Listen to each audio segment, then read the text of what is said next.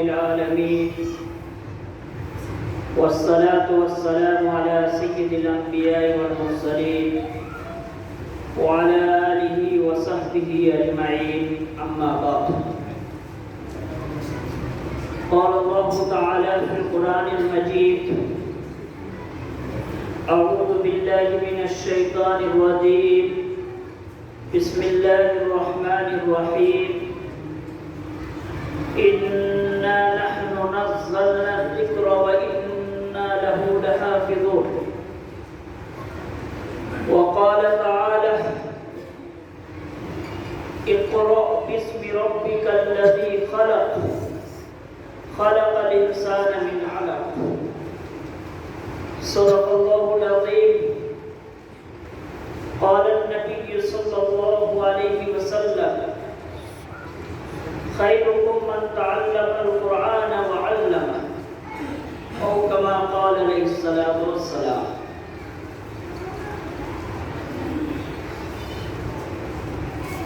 حضرت صدر اجلاس و معزز علماء کرام، دانشوران اعظام، طلبہ عزیز، پردہ نشین ماں اور بہن،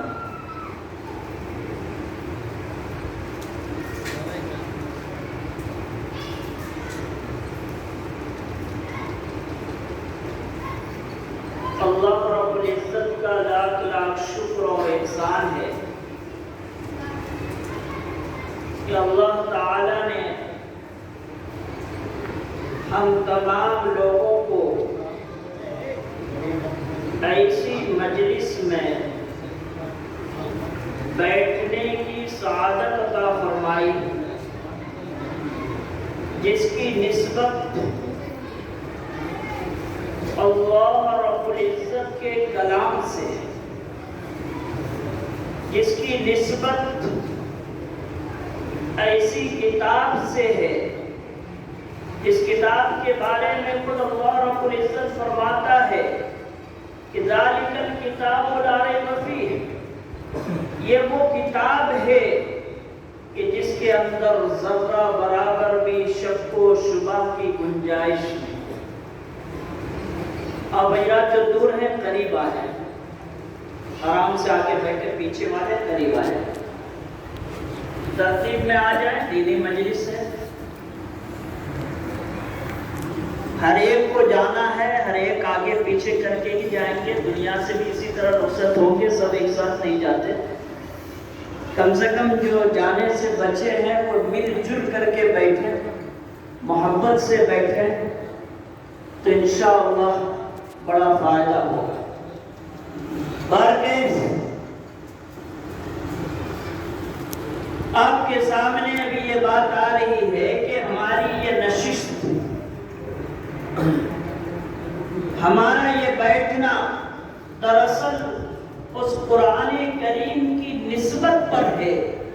جس قرآن مقدس کے بارے میں اللہ رب العزت خود فرماتا ہے کہ ذالک الکتاب لا ریب فیہ، کہ یہ وہ کتاب ہے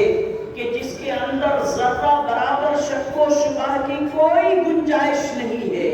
نہ اس کے حرف الفاظ میں، نہ ان کے معانی میں، نہ اسی طرح ان کے نقطے میں، نہ ان کے حرکات میں، نہ سکنات میں، نہ ان کی بلاغت میں، نہ ان کی فصاحت میں، نہ ان کے حسن میں، نہ ان کے معنی بدیع میں، کسی بھی اعتبار سے اس کے اندر کوئی شک و شبہ کی گنجائش نہیں ہے۔ اور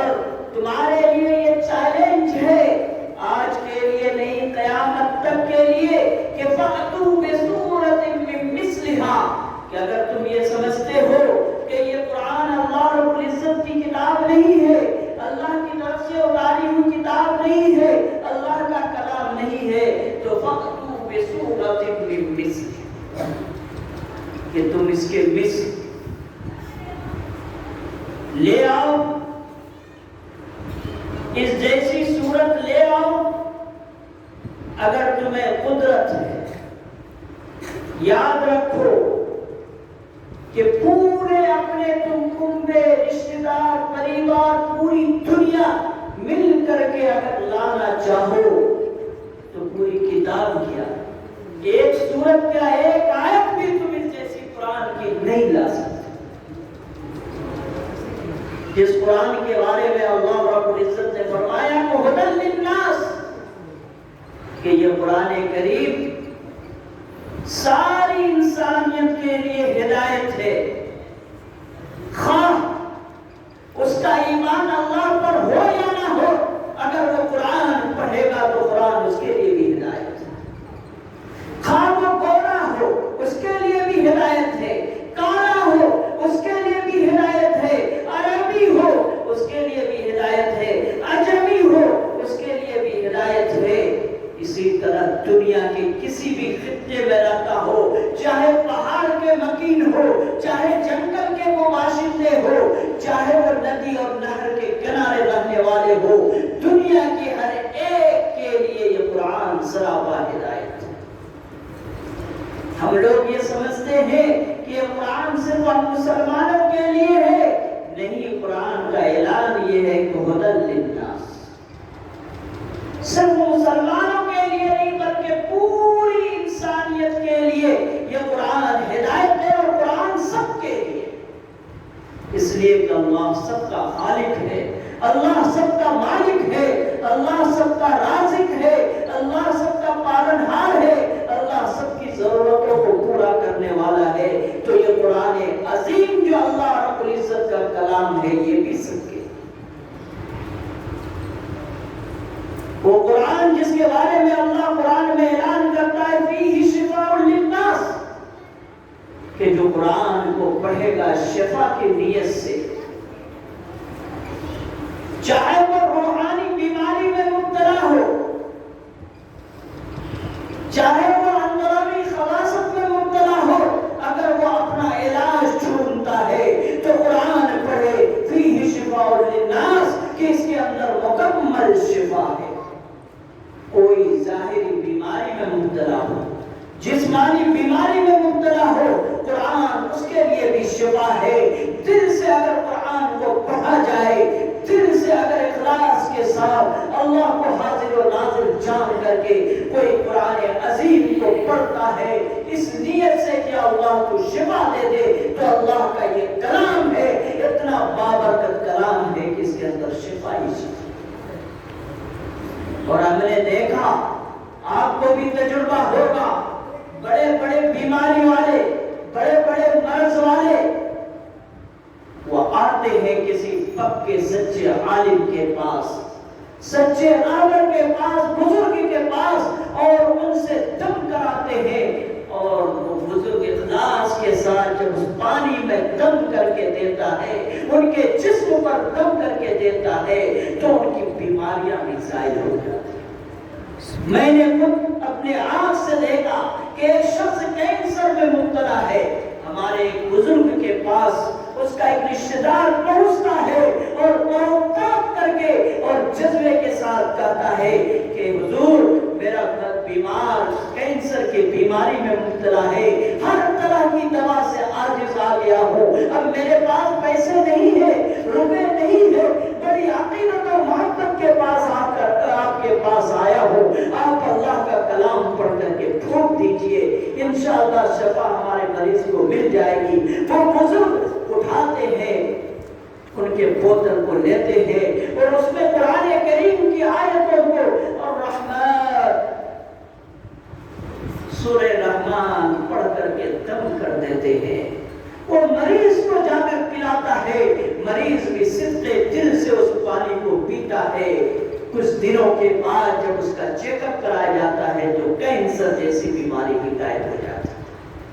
ختم ہو جاتا ہے۔ فیہ شفاء للناس، یہ پوری انسانیت کے لیے اس قرآن مقدس میں شفا۔ قرآن کے بارے میں بزرگوں نے کہا فیہ علم الاولین والآخرین، کہ اس کے اندر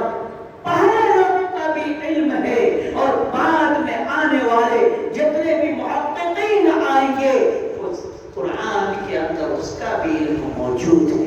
لہذا جس نے قرآن کریم کو جس چشمے سے پڑھا انہوں نے اس کے اندر ان چیزوں کو پایا اور حاصل کیا۔ ابھی تازہ واقعہ ہے،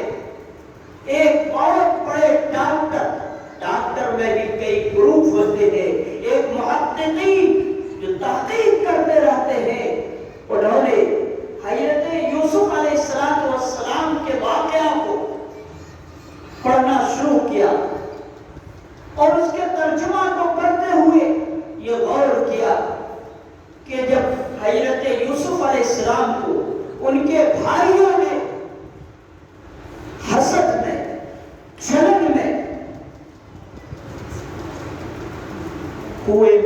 نکال دیا اور ابا کو آ کے بتایا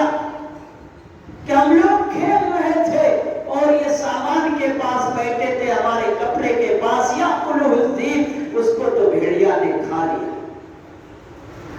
اور ظاہری طور پر کپڑے میں خون لگا کر کے ابا کے سامنے پیش کیا۔ والد محترم نبی ہے،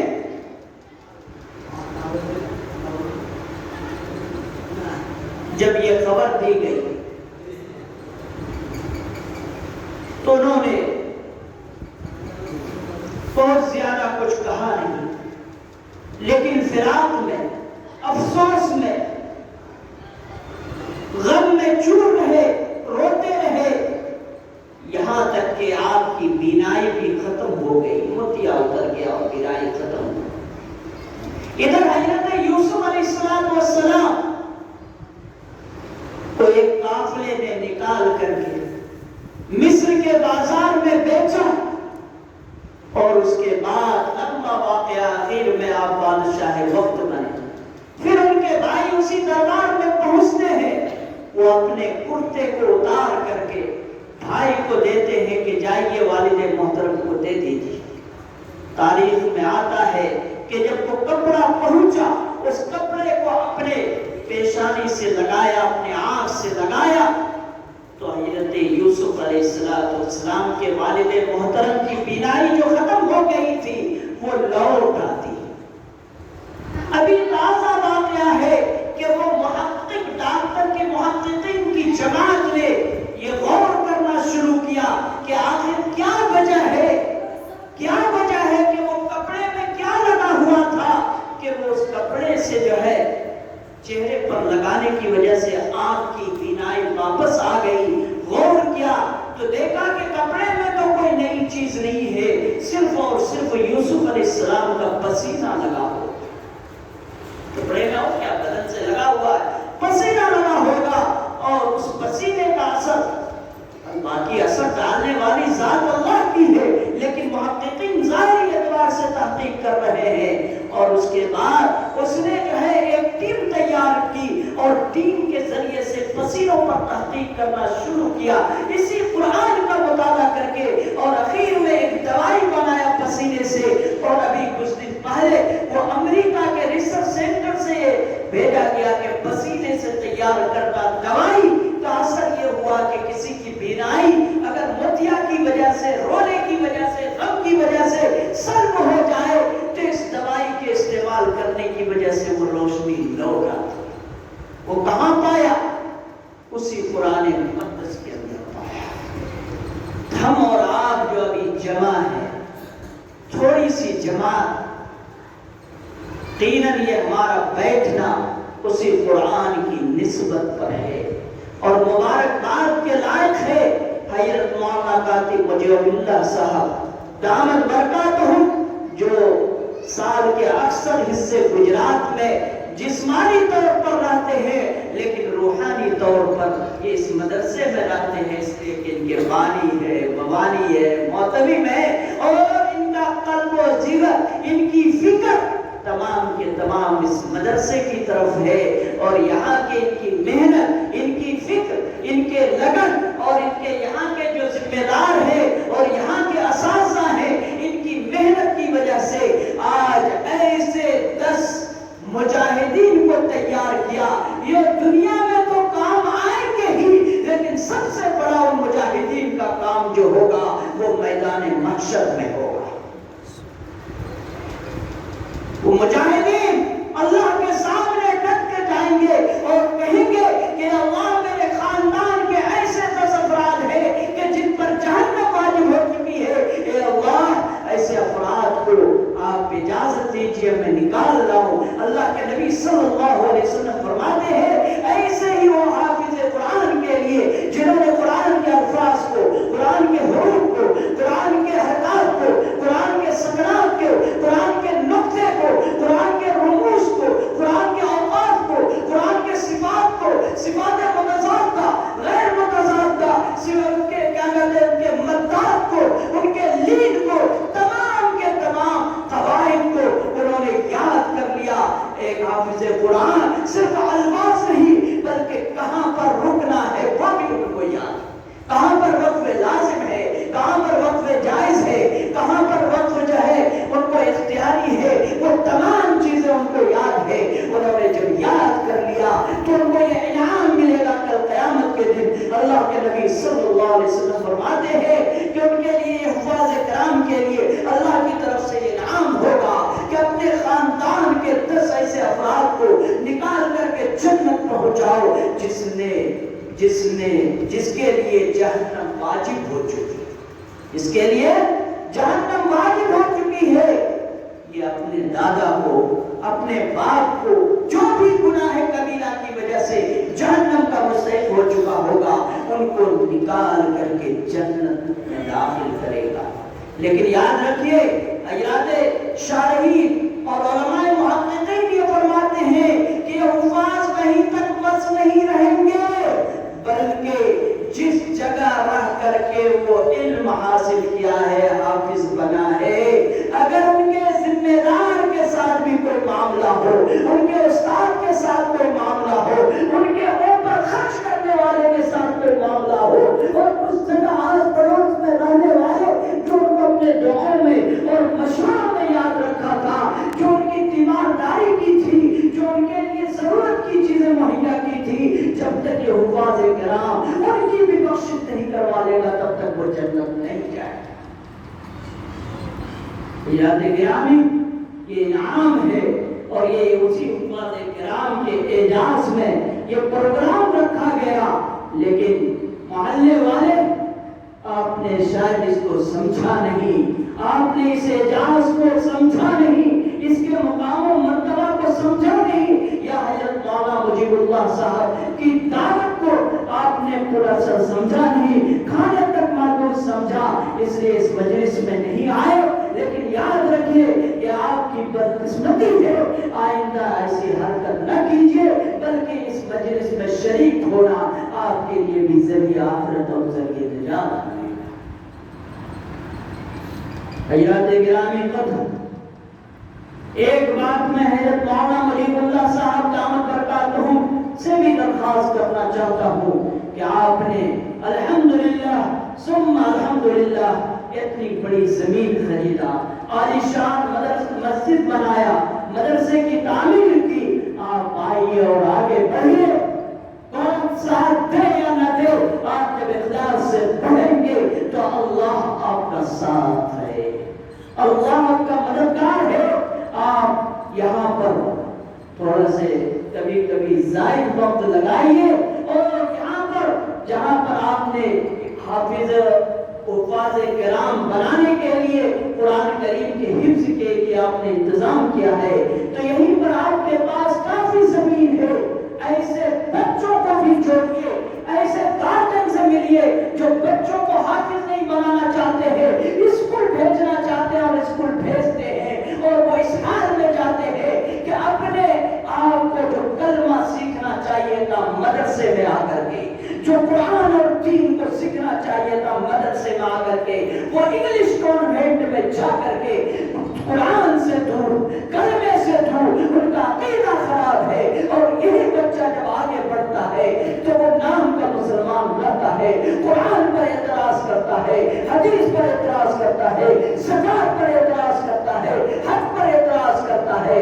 حضرت مولانا آپ آگے بڑھیے، اور ایسے بچوں کے لیے بھی اسکول کا آپ اپنے کیمپس میں انتظام کیجئے کہ وہ بچہ یہاں پر اسکولی تعلیم کے لیے آئے، اور ساتھ میں آپ اس کو دینی ماحول میں قرآن بھی سکھائیں، آپ ان کے عقیدے کو بھی سکھائیں، آپ ان کو دین کی باتیں بھی سکھائیں، اور حالات کے مطابق ان کے گارجین جو ان کو اسکول کی تعلیم دینا چاہتے ہیں وہ بھی مہیا کرا لیں۔ آپ چاہ لیں گے امت دینے کے لیے بیٹھی ہے، اور جس زمین پر آپ رہتے ہیں وہاں سے ہر ایک اس طرح کام کرنے کا ارادہ رکھتے ہیں، آپ ارادہ کر لیں، انشاءاللہ ہم لوگوں سے جس طرح کے بھی آپ خدمت لینا چاہیں ہم بھی حاضر ہیں، آپ اس کام کو آگے بڑھائیے، اللہ تعالیٰ آپ سے بڑا کام لے۔ اور میں یہاں کے لوگوں کو بھی متوجہ کرنا چاہتا ہوں کہ یہ ادارہ کو غنیمت جانیے کہ اللہ نے آپ کی ایسی جگہ پر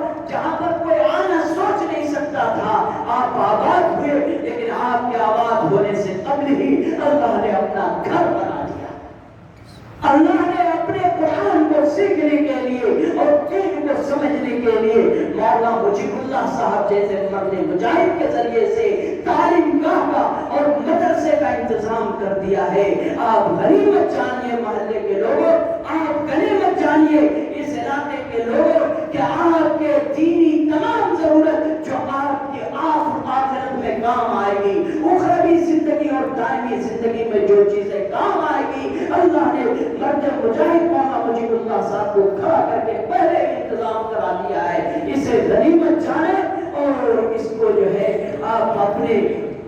دامے گرمے قدمے سغرے جان سے مال سے ان کی خدمت کر کے آپ اپنے لیے ذریعہ آخرت بنائیں. یہی چند باتوں کے ذریعے میں پیغام دینا چاہتا تھا. اللہ قبول فرمائے. وآخر دعوانا الحمدللہ.